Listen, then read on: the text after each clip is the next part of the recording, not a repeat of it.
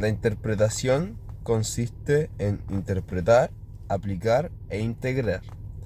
Antes de aplicar la ley hay que interpretarla para así entender lo que manda. Dependiendo de la interpretación que se le haya dado, la comprensión de la ley puede cambiar. ¿Ok? La integración de ahí entra cuando hay lagunas legales, acorde con el artículo 76 de la Constitución Política de Chile y el artículo 10 del Código de Tribunales, el artículo 76 de la Constitución dice que no se puede excusar, hay inexcusabilidad. Entonces, cuando hay lagunas legales, aún así no se pueden excusar. Eso lo voy a leer acá. Artículo 76.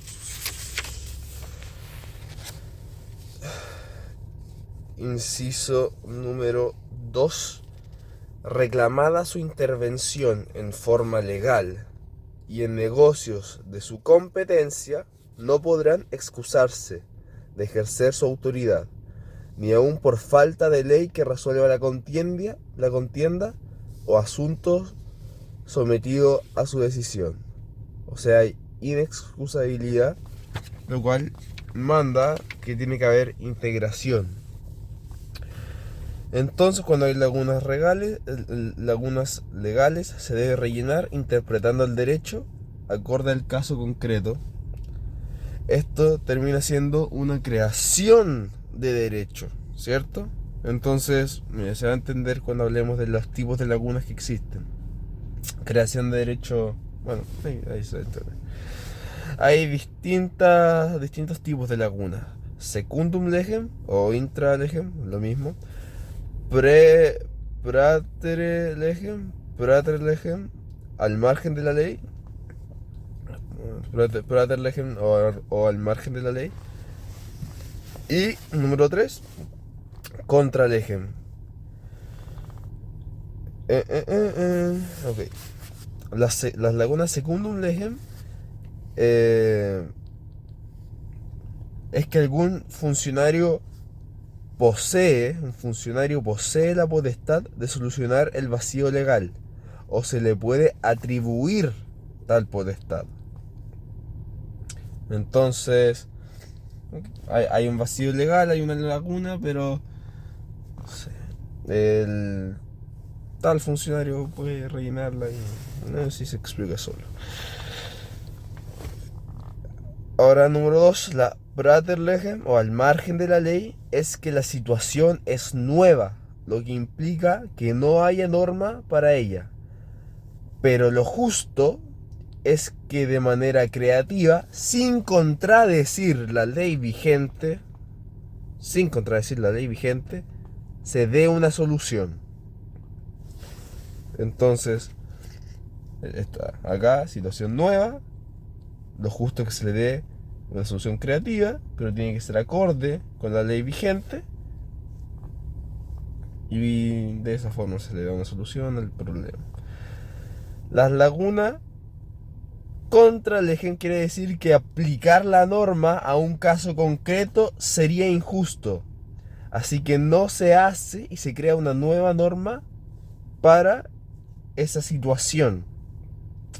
Como puedes notar, aquí no es que haya una situación nueva o que haya una laguna legal. Es que la ley que hay, aplicarla sería injusto. Esas son lagunas contra legem. Entonces se crea una nueva norma para esa situación. La nueva norma es creada por una exigencia valorativa, no estrictamente lógica. La distinción entre derecho público y privado viene de que hay cosas de utilidad pública y hay cosas de utilidad privada. Ius publicum mira a la estabilidad del interés público, rige los aspectos sociales que interesan al bien público. ¿Ok? Ius privatum rige los aspectos sociales que interesan más directamente al bien de los particulares o personas en cuanto a ciudadanos privados.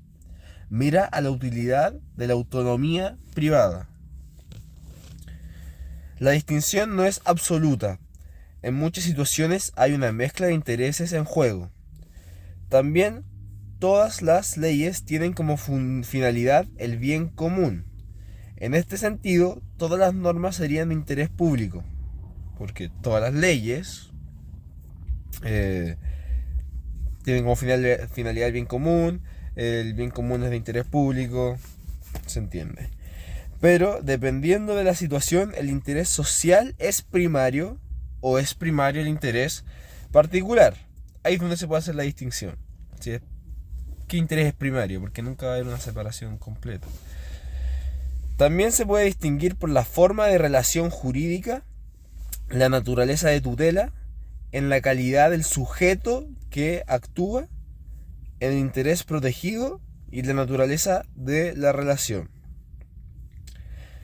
El derecho nace de las relaciones entre personas ordenadas a lo justo por la razón y su finalidad es el bien común. Por eso nace el derecho. Y aquí tenemos la distinción del derecho público y privado, que bueno, una distinción de derecho, pero el derecho en sí nace de las relaciones entre personas ordenadas a lo justo, siempre ordenadas a lo justo, por la razón y su finalidad es el bien común. En el derecho público las partes son desiguales. Derecho público, partes desiguales. Por un lado, hay quien ejerce alguna potestad propia de quien cuida el bien común y distribuye la adecuada participación de sus beneficios y cargas. Hay justicia distributiva, el que vela por el bien común de lo debido a los miembros de la sociedad. Lo debido a los miembros de la sociedad. Y también, bueno, de hecho público también hay justicia legal que exige, porque puede exigir, ahí después se puede ver más claro en derecho penal, y jurisdicción y competencia amparada por el imperium. Entonces puede exigir, justicia legal exige que los miembros de la comunidad den lo necesario para el bien común. De esto se encarga la autoridad, se encarga la entidad pública. Pero el hecho de que en relaciones entre iguales también intervengan normas que se imponen por la autoridad,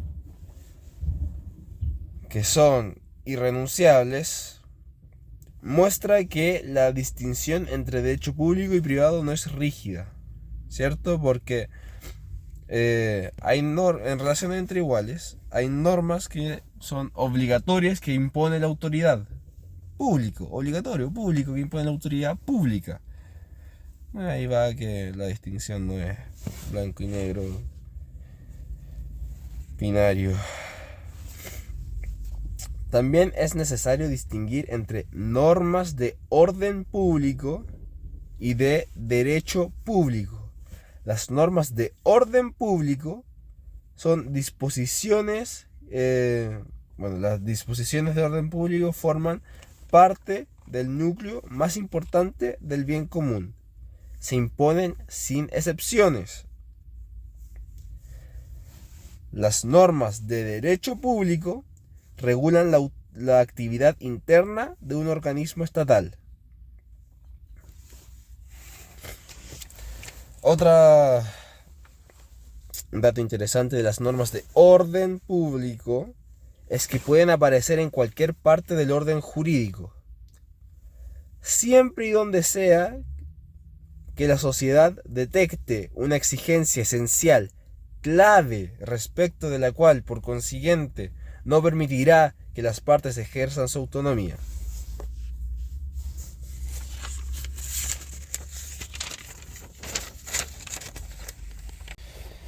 El derecho privado En el derecho privado, el interés primario es el de los particulares. La ley regula las relaciones privadas en la medida que el bien común lo requiera. El bien de los particulares es la finalidad. La ley, y sabemos que la ley es de origen público, entonces la distinción nuevamente. Pero la ley regula las relaciones privadas en la medida que el bien común lo requiera. El bien de los particulares es la finalidad. Siempre que las partes se miren como iguales, las relaciones nazcan de la libertad y estén frente a un caso de justicia conmutativa, podemos diferenciar que estamos ante una situación de derecho privado. Incluso si tú te estás relacionando con el Estado en una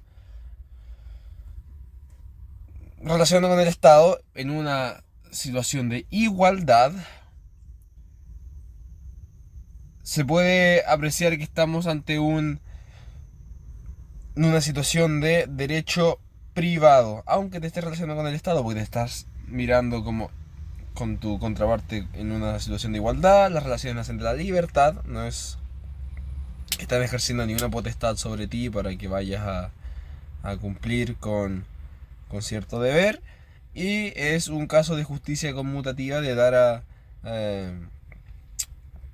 lo suyo a cada una de las partes de eso. Un caso de justicia conmutativa. El derecho público, ahora pasamos al derecho público, tiene distintas ramas. El derecho público, distintas ramas: constitucional, administrativo, procesal, derecho penal y derecho internacional público. El derecho internacional público lo vamos a ver después con derecho internacional y vamos a juntar esos dos. El derecho constitucional regula la forma del Estado. El derecho constitucional regula la forma del Estado, la organización y atribuciones de los poderes públicos y el resguardo de los derechos fundamentales de las personas. Su fuente principal es la Constitución. Fuente principal, pero no única. La Constitución tiene dos partes fundamentales: la parte dogmática y la parte orgánica. La parte dogmática está constituida por los principios jurídicos y políticos fundamentales que inspiran todo orden jurídico político, y especialmente por los derechos fundamentales de las personas y los ciudadanos. Esa es la parte dogmática. La parte orgánica establece la organización fundamental del Estado, especialmente las tres ramas principales del gobierno.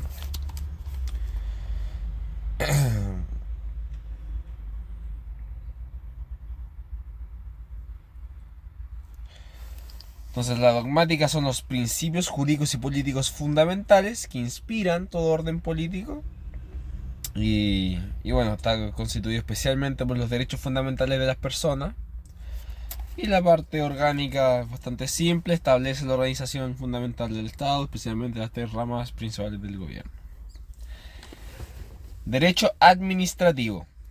Regula la organización y funcionamiento de los órganos del Estado, especialmente en su función de satisfacer las necesidades públicas concretas mediante los servicios públicos, las relaciones jurídicas entre las personas. Entonces el derecho administrativo también regula las relaciones jurídicas entre las personas y el Estado administrador, y también el derecho administrativo se dedica a los derechos y obligaciones de los funcionarios públicos. Entonces, ¿a qué se dedica el derecho administrativo?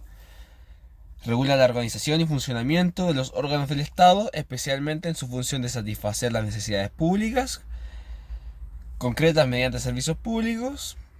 También se dedica a las relaciones jurídicas entre las personas y el Estado administrador, y también se dedica a los derechos y obligaciones de los funcionarios públicos. El derecho penal, constituido por el conjunto de principios y normas que regulan el poder punitivo del Estado. Poder punitivo del Estado. Mediante la determinación de los delitos y sus respectivas penas. Así se regula el poder punitivo del Estado. Mediante la determinación, determinar qué son delitos y qué son las respectivas penas para esos delitos que están determinados. El derecho penal se ocupa del castigo de los delitos con el fin de que estos disminuyan. Establece las garantías individuales también. ¿Qué quiere decir esto? Que tú tienes la garantía de que estás protegido por el Estado de Derecho, de que puedes ir por la calle y nadie te va a matar. Garantías individuales de seguridad. Hay unos principios claves del derecho penal y es, primero tenemos el principio de legalidad estricta. No puede haber pena sin ley. Tiene que determinar el delito. Tiene que haber una ley en contra de para que haya una pena por eso.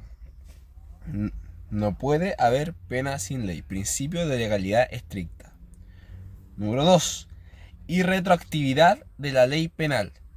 Salvo que favorezca al reo. Ahí sí se puede. Principio número 3. El principio del debido proceso penal o de un juicio justo. Esto es la garantía de un tribunal preestablecido, imparcial, con derecho a defensa letrada, o sea, por abogado, con altos estándares de prueba que conduzcan a una convicción racional más allá de toda duda razonable. Número 4.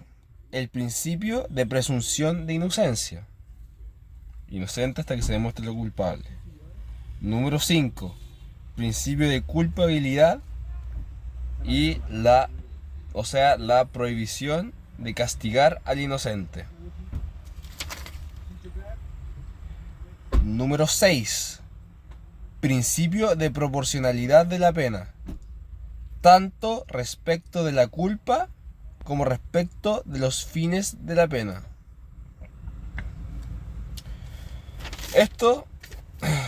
Encontramos harto de estos principios resguardados en derecho, en derecho que nos resguarda la misma Constitución. En el artículo 19, número 3, sabemos que el artículo 19 se encarga de los derechos y deberes constitucionales. Artículo 19, número 3. Tenemos la igual protección de la ley en el ejercicio de sus derechos. Así parte. Después tenemos el derecho a defensa jurídica, que sería parte del principio del debido proceso penal o de juicio justo, que nos garantiza el derecho a defensa letrada. Está en el 19 número 3. Nadie podrá ser juzgado, también dice el 19 número 3, por comisiones especiales, sino por el tribunal que señalare la ley y que se hallare establecido por esta con anterioridad a la perpetración del hecho. O sea, tenemos de nuevo en el principio 3 del derecho penal, que dice la garantía de un tribunal preestablecido. Lo tenemos en la Constitución. También la ley no podrá presumir de derecho la responsabilidad penal. También lo tenemos acá, presunción de inocencia.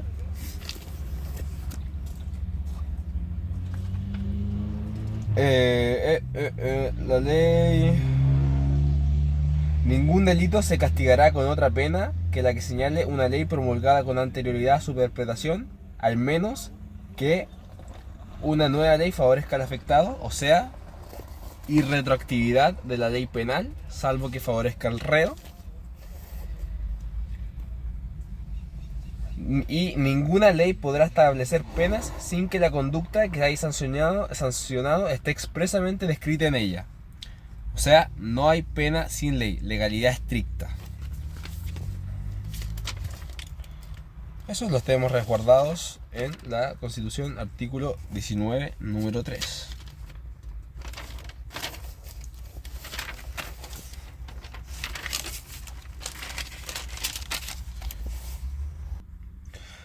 Los fines de la pena son retribución, darle su merecido al delincuente para restablecer el orden moral, ético-social, quebrantado por la culpa, y el orden o equilibrio social entre quienes cumplen voluntariamente la ley y quienes la transgreden.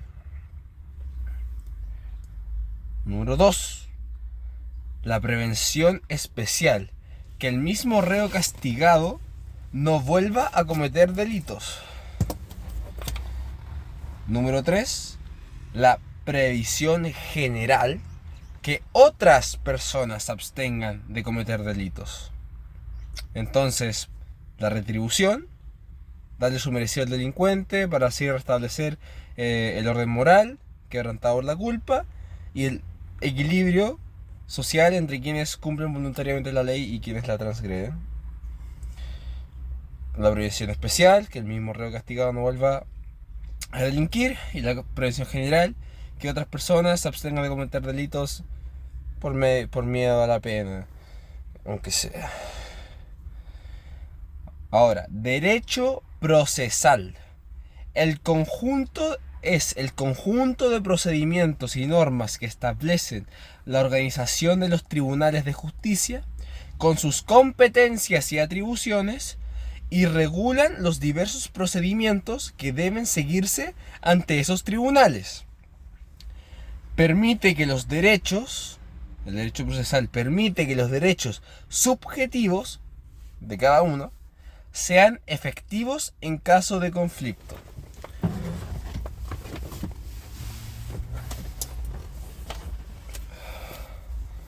Son normas de derecho público. El derecho procesal son normas de derecho público porque una de las razones es que no pueden cambiarse según el interés de las partes.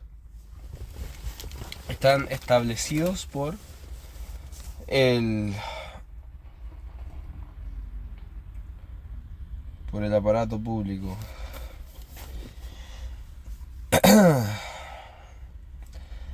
Hay principios de prudencia y de justicia que inspiran las reglas de derecho procesal. Número 1. El principio de independencia de cada juez y de jurisdicción exclusiva del Poder Judicial. Solo el Poder Judicial tiene jurisdicción, que ya veremos lo que significa más adelante, dentro de la competencia limitada de cada tribunal. Entonces, el principio de independencia de cada juez y de jurisdicción exclusiva del Poder Judicial dentro de la competencia limitada de cada tribunal. Principio 2. El principio de inamovilidad de los jueces, que está resguardada en el artículo 80 de la Constitución Política de la República, que se los voy a buscar.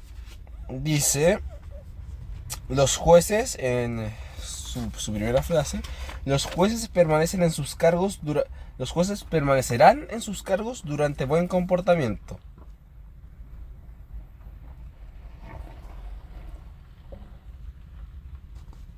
Y bueno, otros jueces desempeñarán su respectiva judicatura por el tiempo que determine la ley. No obstante lo anterior, jueces mayores de 75 años, pero hay condiciones, no pueden ser sacados arbitrariamente. Los jueces permanecerán en sus cargos durante buen comportamiento.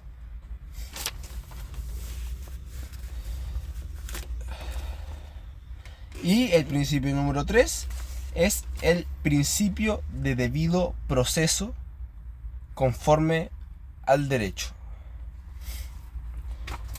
Y habíamos dicho que el debido proceso incluye las la la garantía de un tribunal preestablecido. O sea, el debido proceso incluye la garantía de un tribunal preestablecido e imparcial, con derecho a defensa letrada, con altos estándares de prueba que conduzcan a una convicción racional más allá de toda duda razonable.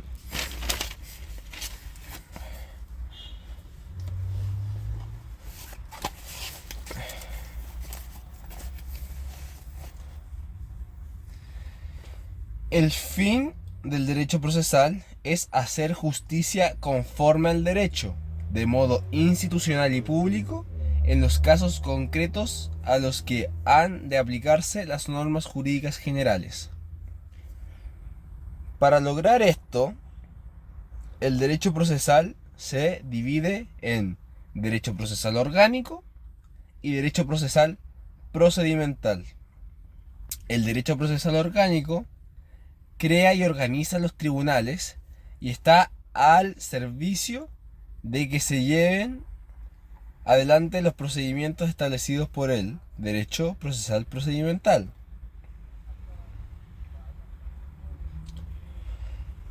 Y el derecho procesal procedimental es simplemente el que regula el proceso judicial.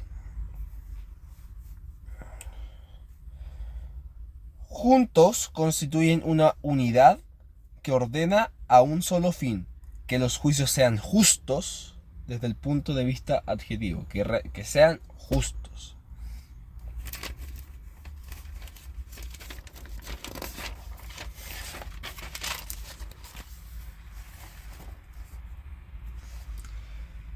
Esas eran las ramas del derecho público. Perdón que estoy resfriado.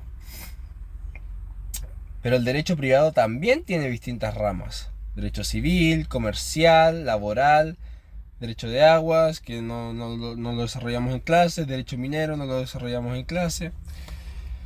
Entonces, bueno, comencemos con derecho civil. Tiene origen en el derecho romano, barbárico y canónico. El derecho civil se refiere a las relaciones jurídicas en donde priman los intereses de las partes. Recoge o define los conceptos y principios básicos del orden jurídico y rige el nacimiento, la existencia y la muerte de las personas. O sea, regula la vida de las personas en cuanto tales, como el matrimonio, las relaciones de familia, el régimen de los bienes, las obligaciones en general y la sucesión por causa de muerte, responsabilidad por daños, actos jurídicos y contratos. Regula la vida de las personas en cuanto tales. El derecho civil también es un derecho general y supletorio. Es general porque contiene los principios y conceptos generales de todo ordenamiento jurídico, ley, persona, matrimonio, familia, plazos y modo de computarlos, validez y nulidad, y así sucesivamente. Es supletorio porque en el caso de que no haya una regulación específica, se acude al derecho civil. El carácter supletorio es una consecuencia de su generalidad, unida al principio de especialidad, que establece que una norma específica prima sobre una norma general. Entonces, como el derecho civil es un derecho general, por esto adquiere un carácter supletorio, porque primero van a primar los derechos específicos, y cuando eso no es suficiente se acude al derecho civil. El derecho al código civil, me imagino más. Ahora tenemos derecho comercial. Regula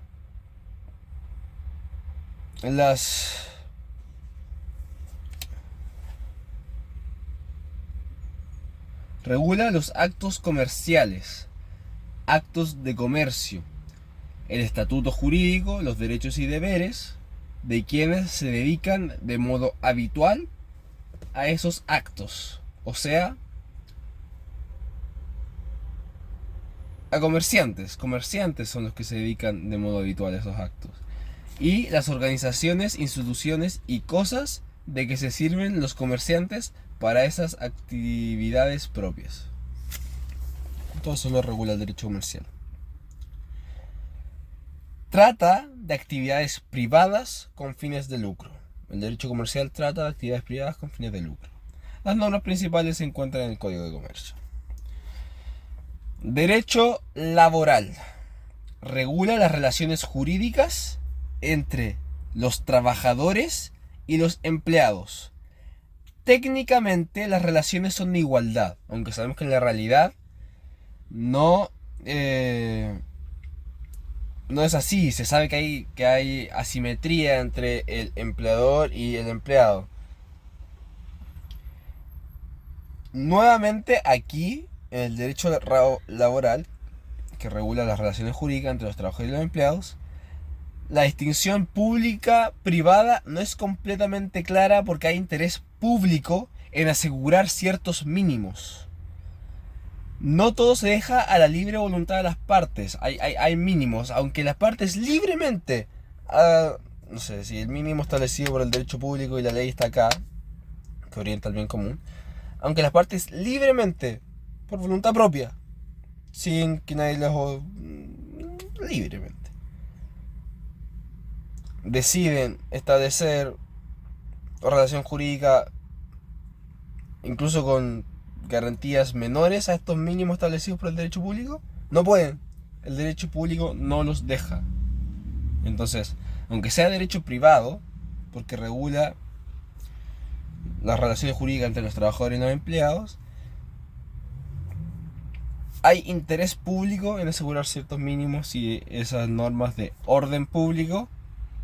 Como vimos, las normas de orden público se pueden encontrar en cualquier parte del ordenamiento jurídico, siempre que la sociedad diga que hay un interés en regularlo, porque hay una norma de orden público acá en el derecho laboral, es obligatorio y se hace cumplir sin excepciones.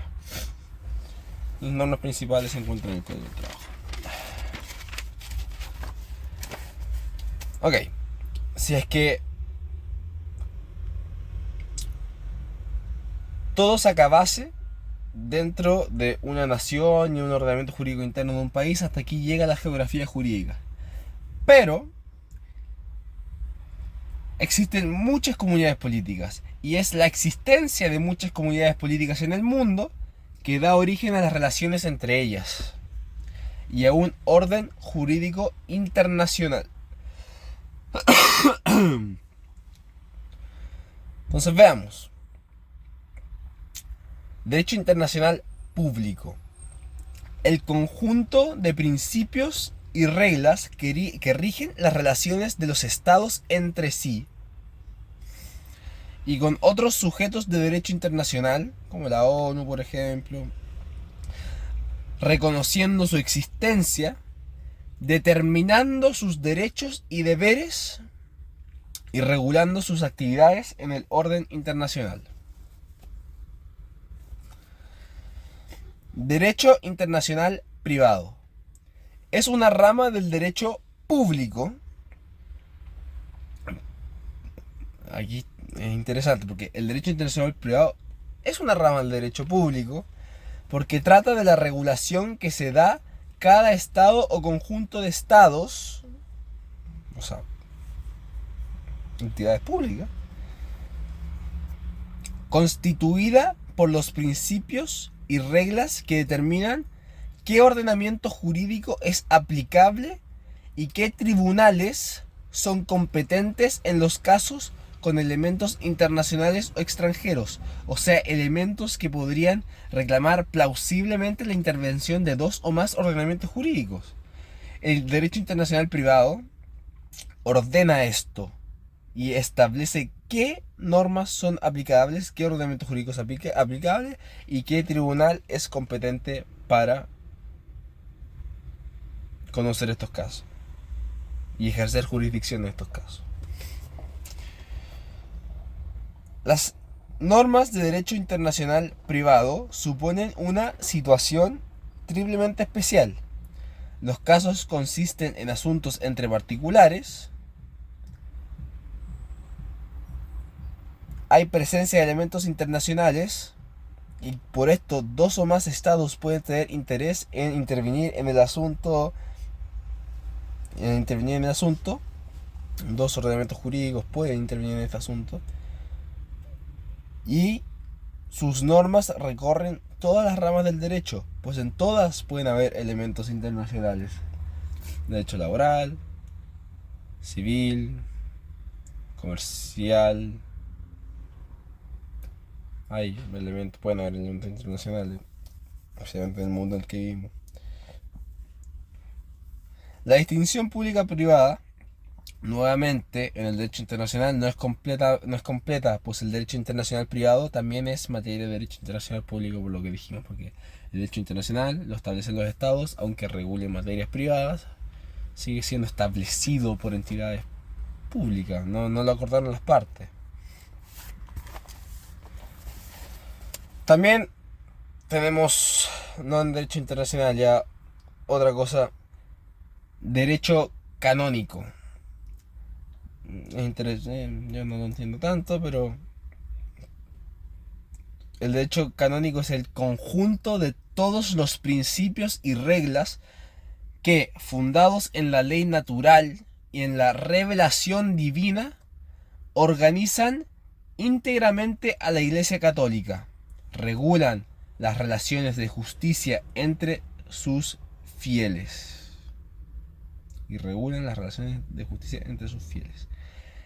Es el sistema jurídico más antiguo con continuidad histórica. O sea, sigue hasta el día de hoy. Es el más antiguo que sigue hasta el día de hoy. Y la profesora dice que así que se caen todos los ordenamientos jurídicos mundiales, solo quedaría el canónico. Porque siempre donde hay cristianos hay derecho canónico. Siempre donde hay católicos hay derecho canónico. Eso. Porque es que rige las relaciones jurídicas, el ordenamiento jurídico de la Iglesia Católica. El conjunto de todo lo...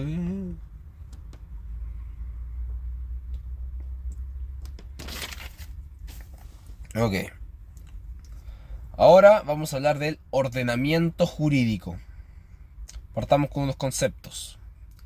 El concepto de la autotutela es hacer justicia por uno mismo. El concepto de la autocomposición significa que se arregla el asunto, el conflicto, de manera privada y sin violencia. Pero esto nunca se hace en el derecho penal. En casos penales siempre se acude a la justicia, a un tercero. Y esto nos deja con el concepto de la heterocomposición. Se va a un tercero, a un juez, para así solucionar el asunto. Heterocomposición es el sometimiento al conocimiento y a la resolución del juez. Ok.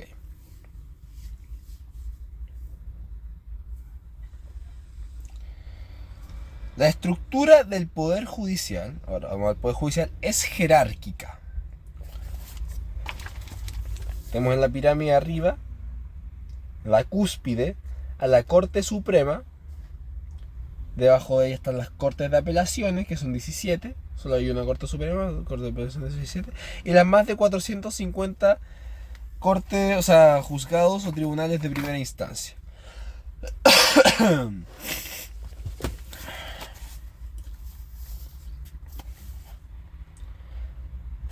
Función, ahora continuamos con la función jurisdiccional. Artículo 5. El artículo 5 del Código Orgánico de Tribunales establece como tribunales ordinarios a la Corte Suprema, las Cortes de Apelaciones, los tribunales de juicio oral en lo penal, los juzgados de letras y los juzgados de garantía. Comencemos con la Corte Suprema.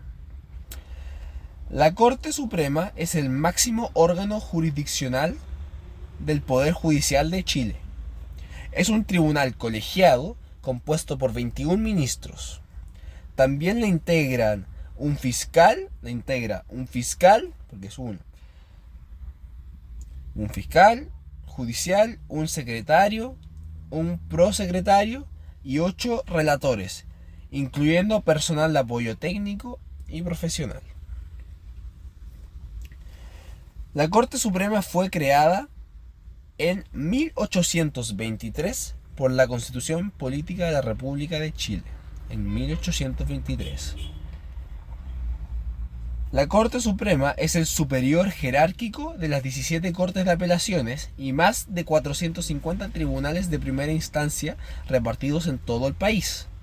Le corresponde la superintendencia directiva, correccional y económica de todos los tribunales de la nación, con excepción del Tribunal Constitucional y el Tribunal Calificador de Elecciones y los tribunales electorales regionales. La Corte Suprema puede funcionar como tribunal pleno, o sea, con los 21 ministros sesionando en pleno, o en salas especiales según materia. Las materias son la sala 1 civil, sala 2 penal, sala 3 constitucional y contencioso administrativo, sala 4 laboral y previsional.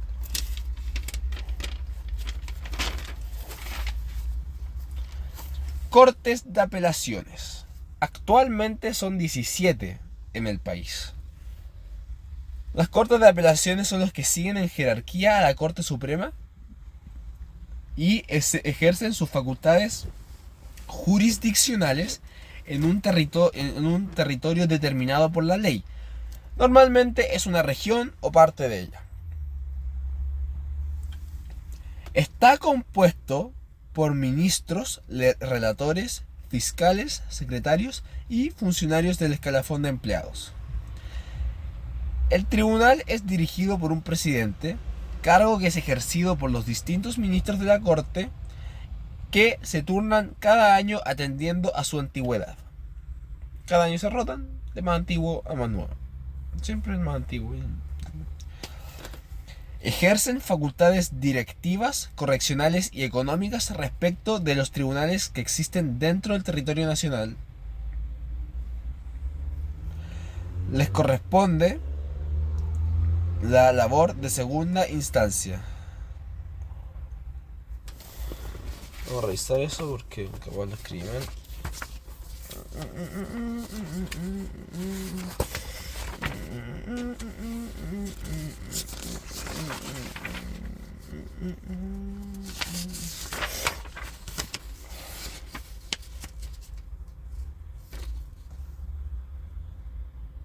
Resulta que lo leí bien, así que continuamos. Las Cortes de Apelaciones conocen los recursos de apelación y nulidad contra sentencias de tribunales de primera instancia en su territorio jurisdiccional. Las Cortes de Apelaciones tienen a su cargo velar por la correcta aplicación del debido proceso y procedimientos legales que la ley establece para los tribunales inferiores en su territorio y conocer los recursos de protección y amparo según lo dispuesto en la Constitución Política de la República de Chile. Según las materias que conocen, las Cortes de Apelaciones pueden funcionar en pleno o en salas de 3 miembros. Tribunales de juicio oral en lo penal. Son tribunales colegiados compuestos por 3 o más jueces que conocen en salas de 3 o más miembros y en juicios orales y públicos los casos por delitos y además asuntos que la ley encomiende. Juzgados de letras.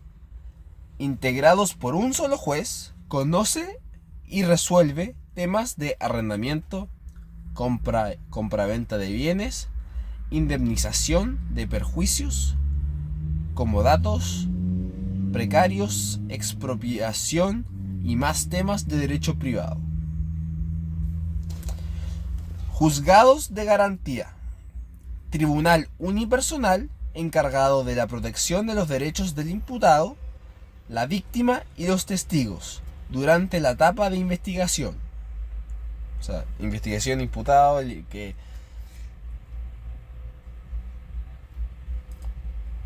la etiqueta de imputado ya nos dice que estamos en etapa de investigación. Conoce causas penales hasta la completa ejecución de la sentencia, cautelando las garantías de los intervinientes y dictar sentencias definitivas en los casos conocidos en procedimientos monitorios y simplificados,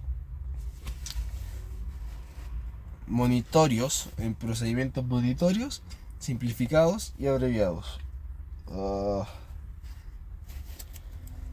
El artículo 5 del Código Orgánico de Tribunales también establece tribunales especiales,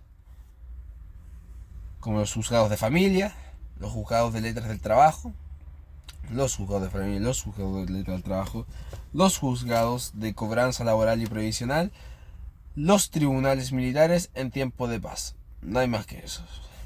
Juzgados de familia, compuesto por uno o más jueces, como tribunal unipersonal, conoce de juicios de alimentos, tuición, medidas de protección, filiación, adopción y otros asuntos que involucran a menores de 18 años. También conocen juicios de divorcio, separación de bienes u otros asuntos derivados de las relaciones familiares. Estos jueces son asesorados por un consejo técnico que integran profesionales especializados en asuntos de infancia y otras materias relacionadas. Juzgados de letras del trabajo, compuesto por uno o más jueces, como tribunal unipersonal, dirigen personalmente las audiencias en las que se lleva a efecto el procedimiento oral, en donde conocen conflictos derivados de contratos de trabajo individuales o colectivos y de otras materias relacionadas con normas sobre sindicatos o cuestiones sobre seguridad y previsión. Juzgados de cobranza laboral y previsional. Hay 4 en todo Chile. Santiago tiene 6 jueces, mientras que Valparaíso, San Miguel y Concepción tienen un juez cada uno. Cada juez conoce unipersonalmente las causas que conoce de juicios ejecutivos en que se cobran obligaciones laborales o previsionales que constatan títulos ejecutivos. También están los tribunales militares en tiempos de paz. Hay otros tribunales que no estoy seguro en que si son ordinarios o especiales, que son tribunales de competencia común. Voy a preguntar ahora en clase. Son unipersonales y de primera instancia. Conocen y juzgan todas las causas civiles, criminales, de trabajo o familia que se promueven dentro de su territorio jurisdiccional, salvo que haya tribunales especiales con competencias sobre el mismo asunto. Y en el mismo territorio, obviamente. En el mismo territorio y no son los mismos. Son el mismo territorio. Porque si son especiales, porque tratan sobre el mismo asunto. Tengo sueño.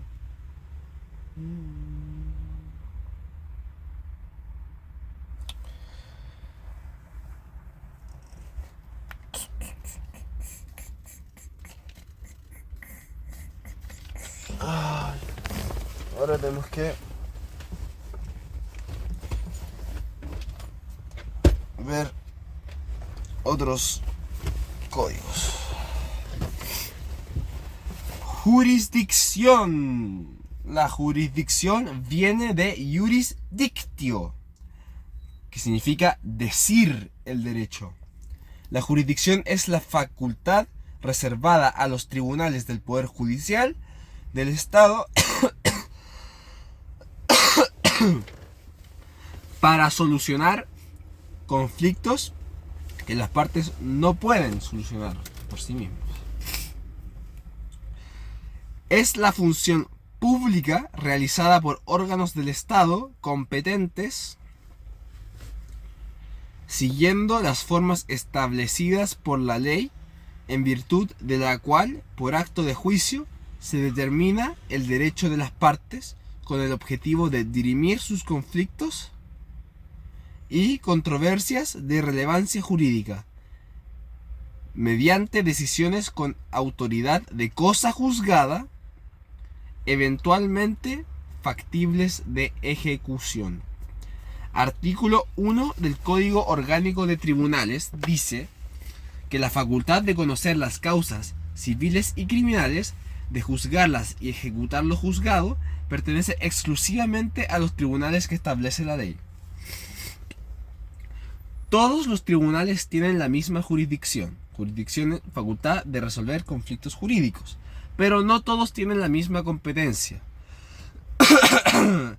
Competencia es la parte de jurisdicción que le toca ejercer a un tribunal.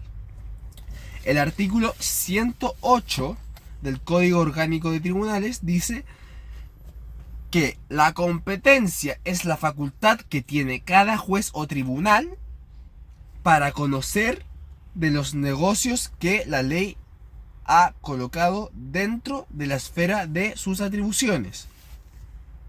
La competencia es la facultad que tiene cada juez o tribunal para conocer de los negocios que la ley ha colocado dentro de la esfera de sus atribuciones.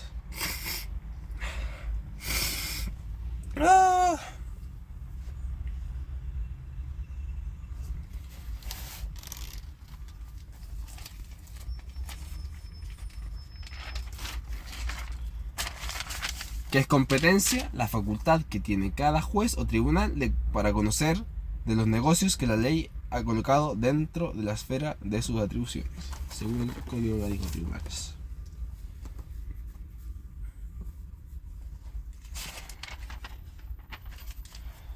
También en jurisdicción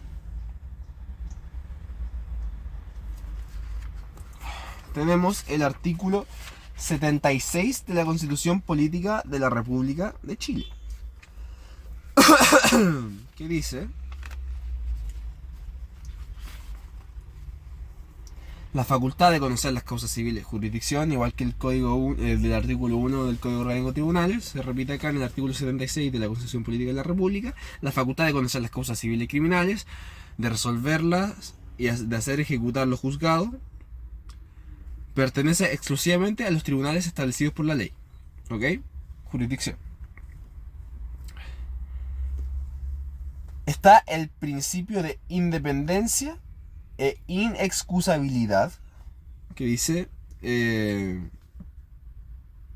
integración e inexcusabilidad. Integración e inexcusabilidad. Independencia está en inamovilidad, mediante el artículo 80. Entonces, artículo 76 tiene jurisdicción, la facultad de conocer las causas civiles y criminales, de resolverlas y hacer ejecutar lo juzgado, pertenece exclusivamente a los tribunales establecidos por la ley. Jurisdicción. Después tiene inexcusabilidad e integración. No podrán excusarse de ejercer su autoridad, ni aun por falta de ley que resuelva la contienda o asunto sometido a su decisión. Inexcusabilidad, ya vimos lo que era integración al principio, cuando hay lagunas legales. También tiene, y todo esto está amparado en imperium, porque para hacer ejecutar sus resoluciones, de nuevo, artículo 76 dice, para hacer ejecutar sus resoluciones y practicar o hacer practicar los actos de instrucción que determine la ley, los tribunales ordinarios de justicia y los especiales que integran el Poder Judicial podrán imponer órdenes directas a la fuerza pública o ejercer los medios de acción conducentes a que dispusieren. Entonces hay imperium, hay poder para respaldar lo que dicen los tribunales. El artículo 79 de la Constitución Política de la República establece la responsabilidad de los jueces, el principio de responsabilidad. Los jueces son personalmente responsables. El artículo 80 de la Constitución Política de la República contiene el principio de la inamovilidad. Los jueces permanecerán en sus cargos durante su buen comportamiento. Hay algunas condiciones, como los 75 años, bla bla bla, pero en principio es eso, inamovilidad.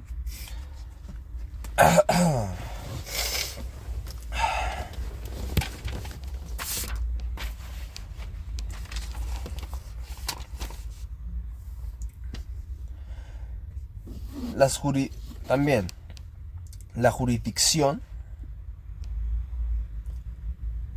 y sus respectivas competencias son indelegables. Indelegables porque emanan de la soberanía que radica en la nación, que delega su ejercicio en las autoridades establecidas por la Constitución Política de la República y las leyes. La jurisdicción sale de la soberanía. La soberanía radica en la nación. La nación delega el ejercicio de la soberanía en la autoridad establecida solo por la Constitución Política de la República. Entonces, nadie más, aparte del soberano, que es la nación, a través de la Constitución, puede delegar la jurisdicción o atribuir el poder de jurisdicción a alguien. La jurisdicción está amparada por el imperio, como dijimos en el artículo 76, que pueden dictar órdenes a la fuerza pública para hacer cumplir lo juzgado. Entonces la jurisdicción está amparada por el imperio, que tienen los tribunales para ejecutar los juzgados. La jurisdicción produce efecto de cosa juzgada. No se puede volver a litigar por lo que ya está juzgado. Caso cerrado. Efecto de cosa juzgada. Esto da seguridad jurídica.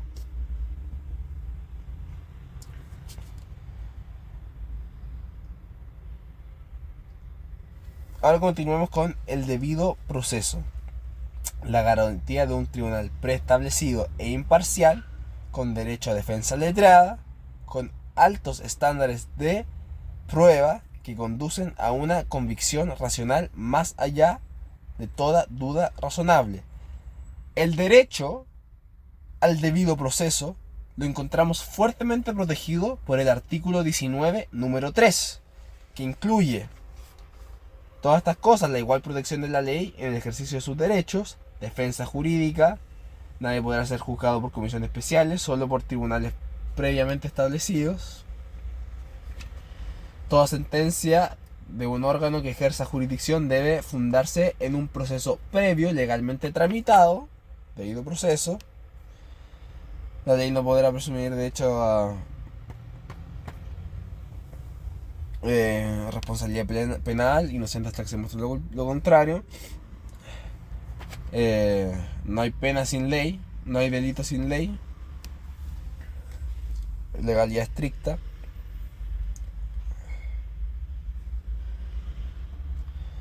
Y retroactividad de la ley, al menos que favorezca el reo. Todas esas cosas.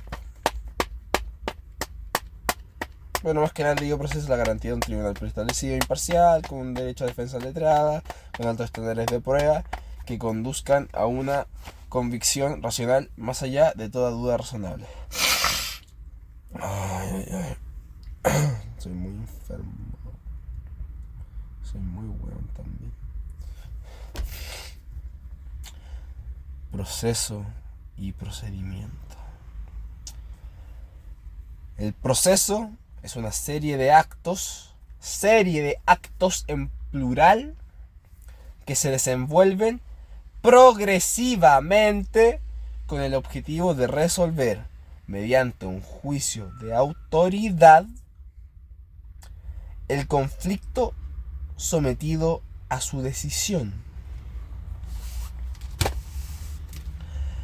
El proceso es la única forma esencialmente jurídica de resolver un conflicto. Las partes pueden determinar sus derechos mediante el proceso, y el Estado puede mantener orden, paz y justicia. lograble a través de la heterocomposición. Nosotros nos sometemos al conocimiento y sentencia de un juez, de un tercero, de un juez, para así conocer nuestros derechos. Y lo que diga ese juez es final. Ahí conoceremos nuestros derechos. Y que ejerce su derecho nadie ofende.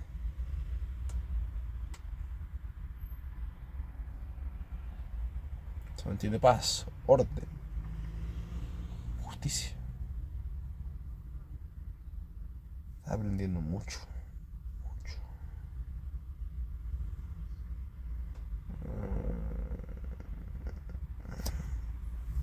No me siento bien.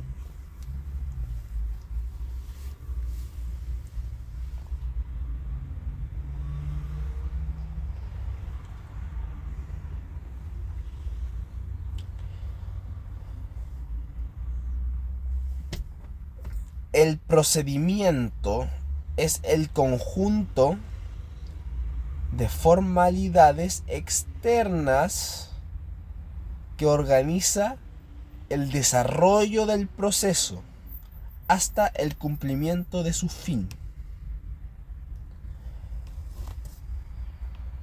El proceso es un conjunto de actos, el procedimiento es un conjunto de formalidades. El proceso está dotada de la idea de unidad. El procedimiento está dotada de la idea de diversidad. Hay muchas formas de llevar, hay muchos procedimientos distintos para llevar a cabo un proceso. Pero es un proceso, muchos procedimientos. El proceso supone procedimientos, evidentemente. Un proceso tiene procedimiento. El proceso es el desenvolvimiento de una serie de actos, una serie de procedimientos que yo podría decir que se desenvuelven progresivamente. Entonces el proceso supone procedimiento. Pero no todo procedimiento supone proceso. Hay procedimientos que se hacen, pero son... Es eso. No hay un conjunto de actos. Es un solo acto. Es un procedimiento. Hago algo y fue. El proceso es un conjunto de actos. Pero en cambio, no todo procedimiento supone proceso. No.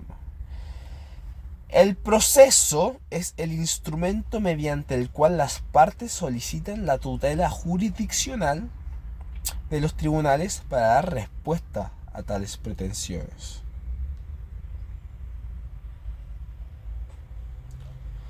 El proceso es un mecanismo de solución de controversias que recibe distintas manifestaciones en los distintos procedimientos.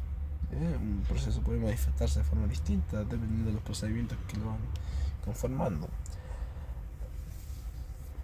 Hay varios procedimientos, lo que es explicable por el carácter instrumental que tiene el derecho procesal para conseguir la protección jurisdiccional de los derechos o intereses jurídicamente protegidos.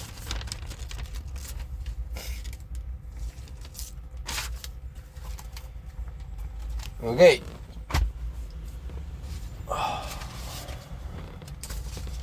Ahora tenemos